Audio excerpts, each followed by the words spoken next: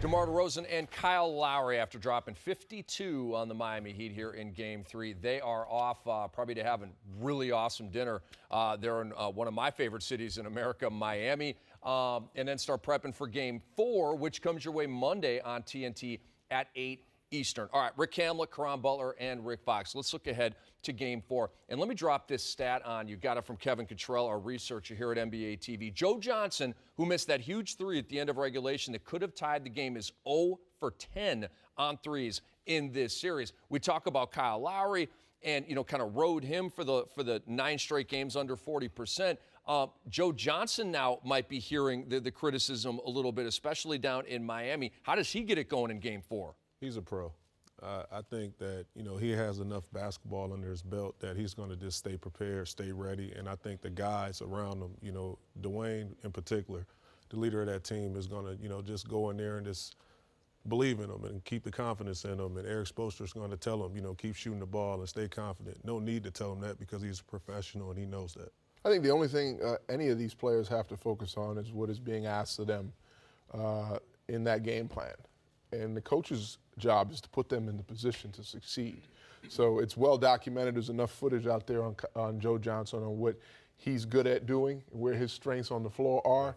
And yes, can he knock down a three-pointer? Of course. Does he have to now get out of character and make his whole expression on Monday about going 10 for 10 from the three-point line? I don't think that's the case. But I know Spoelstra, being the coach that he is going to put all of those players in positions to succeed, and now it's on them to live with that pressure and rise above it. One more question for you guys on the Toronto side. DeMar DeRozan was asked about, if Whiteside can't come back in this series, how do you handle it? He said, we can't relax. But you see time and time again that when a team is going up against another team that's shorthanded, maybe their stars are, maybe 2 of their stars are out, and there's a letdown factor for that team that's full strength. How challenging is that to just maintain your focus when you know the other team is down? Well, being one of the leaders on the team in DeRozan, he has the right disposition already at the press conference. And he's sending a message not only to his teammates, but to Miami Heat, like, look, we're not going to drop our guard just because we got a game back and we're swinging the series back in our favor. We're going to be prepared. We're going to be ready.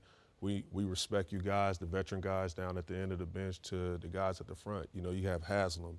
You have McRoberts, seasoned guys that could step in and play a huge role and help Miami. Yeah, I was just saying that the Heat, you don't want the individual players getting out of character, right? Well, I think the thing that's made the Raptors a really good team on the verge of becoming a great team is that they have character. They have players of character, and that lays a strong foundation. But what needs to happen for them to become a great team is now they have to get out of character. In other words, they have to get bullish. They have to get greedy. They have to become they have to start doing the things that great teams do. They don't care about how pretty or how much you like them. They don't care that they're on the road and they've won a game and now they're okay because they got home court back. They have to literally want to embarrass the Heat now and close this out. And I don't know if that's in their character, but they got to get out of character, and because that's how they go to the next level. And your Lakers were bullies. Hey, I'm a nice in the guy. early 2000s. Off the court. On the court, I was a jerk. That's what we love about you. Wasn't a nice guy. He is the nicest guy in the world, Bob.